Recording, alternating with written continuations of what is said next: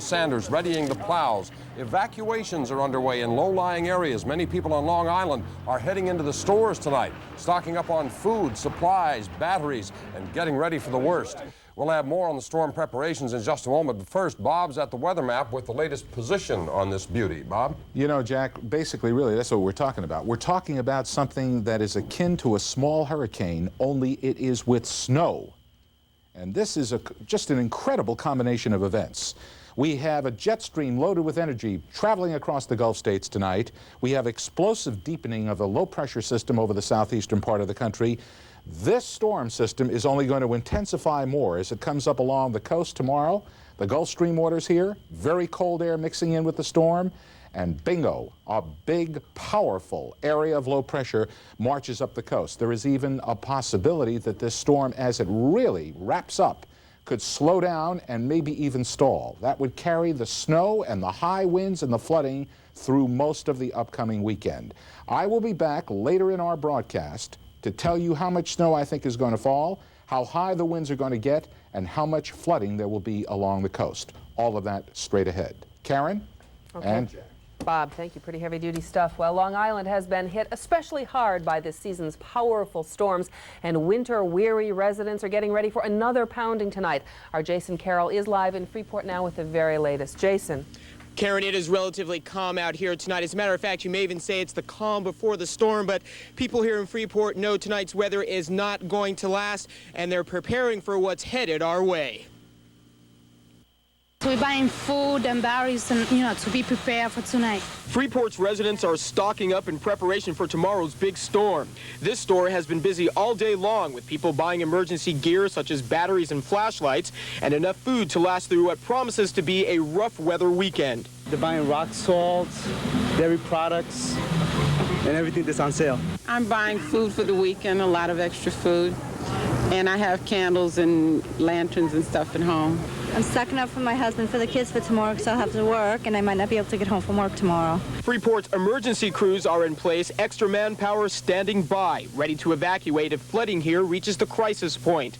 The city snowplows are also standing ready for action. We feel prepared, but we are asking our residents to take the common sense precautions, especially those in the flood area.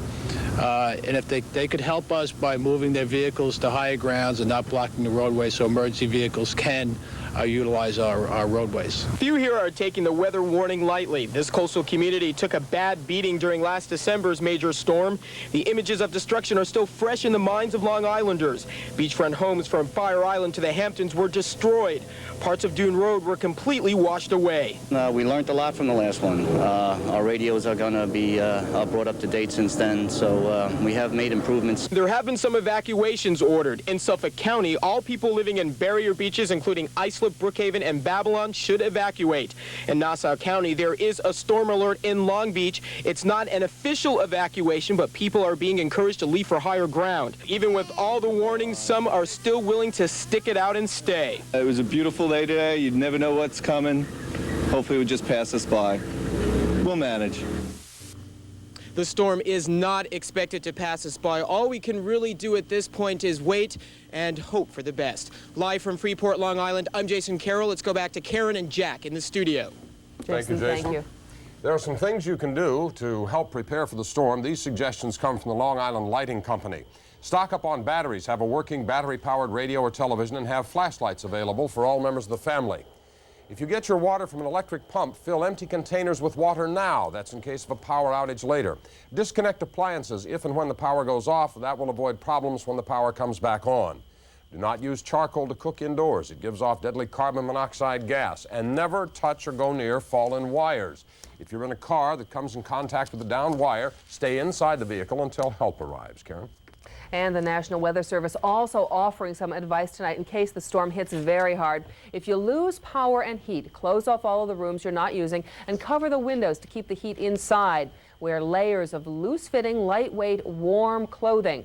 Bring in loose objects from outside. They can become missiles in hurricane-force winds. Try to use flashlights instead of candles if your heat goes off. It's because the candles can often start fires. And of course, keep your car at home. Stay inside until the storm passes. If you do get caught in your car, as Jack said, stay inside the vehicle until help comes. But do run that motor about 10 minutes each hour for some heat.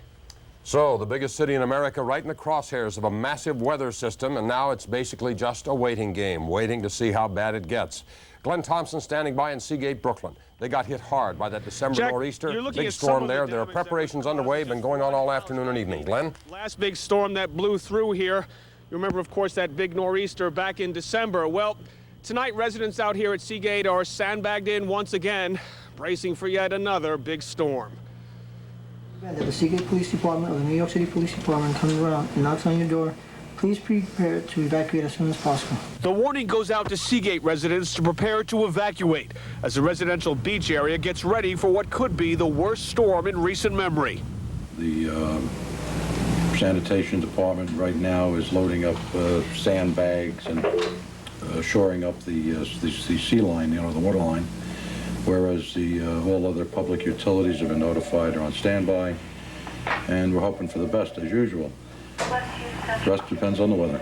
Convenience stores are doing brisk business tonight as residents stock up on food, candles, and batteries, expecting the worst. I got a lot of food in my house, a lot of canned food, a lot of bread, everything, eggs, everything. I just got to buy the milk. Hope I don't get destroyed again, but I can only do is hope.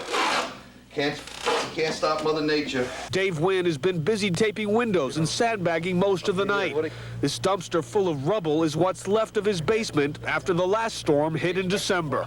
Last time we came in where you're standing right now was 3 feet of water, and my fence was floating. I found my fence 4 blocks away. The fence that surrounds my house was 4 blocks away. I found them. Pieces of my fence, my garbage cans, everything. My shrubs are all dead. Yeah. Hopefully we don't have it again. I hope the storm goes out to sea, but yeah. Everybody's so positive it's going to hit. I'm taking every precaution I possibly can. And while there's been a lot of talk about this being an especially bad storm, it's almost difficult to imagine out here tonight. The wind has picked up just a little bit, but it has been fairly calm all night. And the water behind me is very calm, especially nothing like what it was back in December. But residents out here say for them, this is just the quiet before the storm. We're live in Seagate, Brooklyn. I'm Glenn Thompson. Now back to Jack and Karen in the studio. All right, Glenn. They're saying that the tides could be 4 to 6 feet above normal in those coastal areas and 20-foot waves on the ocean when this thing gets rolling tomorrow. We have some emergency phone numbers you may want to jot down in case you need help during this storm or shelter. City of Long Beach, for example, setting up emergency shelter space at the Lindell School on Neptune Boulevard and Chester Street. The emergency hotline telephone number there is 516-889-7800, 516-889-7800. If you need other emergency information in Nassau County, you can call 516-573-2056. If you need emergency information in Suffolk County, 516-852-4900. The storm's expected to create